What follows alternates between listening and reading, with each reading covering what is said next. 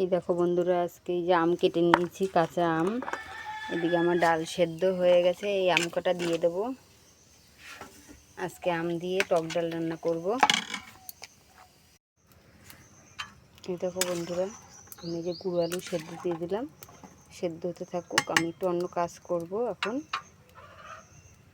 আজকে এই গুঁড়ো আলু দিয়ে আমি এই দেখো বন্ধুরা, আলুগুলো সেদ্ধ হয়ে গেছে। এবার আমি খোসা ছাড়িয়ে নেব। এক হাতে ক্যামেরা ধরে আলু খোসা ছাড়ানো যাবে না। আর এই দেখো, এদিকে আমি ডিমগুলো সেদ্ধ দিয়ে দিয়েছি। এই দেখো বন্ধুরা, এই যে আলুগুলো ছাড়ানো হয়ে গেছে।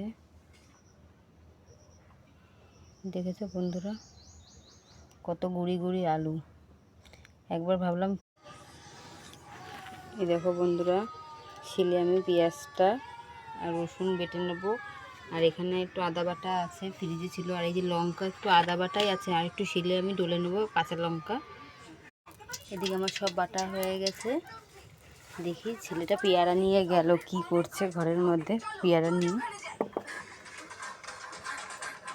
ও বাবা, এই দেখো, দেখেছো বন্ধুরা, পেয়ারা খাচ্ছে। বন্ধুরা, কড়াইটা গরম হয়ে গেছে, আমি ডিমগুলো একটু ভেজে নিচ্ছি। একটু লবণ হলুদ মাখিয়ে নিয়েছিলাম,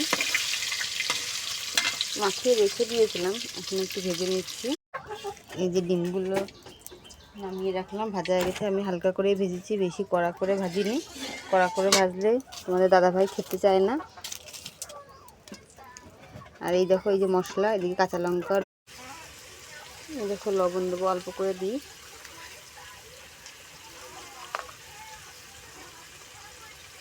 এক চামচ হলুদ দিলাম। এবার মশলাটাকে ভালো করে কষাই নিই। দেখো বন্ধুরা, মশলাটা কষে গেছে, তেল ছেড়ে দিয়েছে। এবার আমি এই ছাড়িয়ে রাখা গুঁড়ো আলুগুলো দিয়ে দেবো। জানো তো বন্ধুরা, ছোটোবেলায় যখন এই দেখো বন্ধুরা, আলুটা কষে গেছে। যেহেতু আলু সেদ্ধ করা আছে, আমি অল্প জল দেবো। দেখো বন্ধুরা, গরম মশলা দিয়ে দিচ্ছি, দিয়ে আমি এবার নামিয়ে দেবো।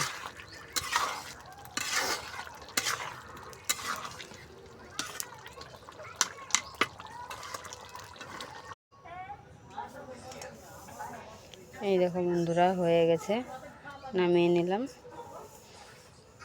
ভিডিওটা কেমন লাগলো বন্ধুরা কমেন্ট করে জানিও। আজকের মতো এই পর্যন্ত।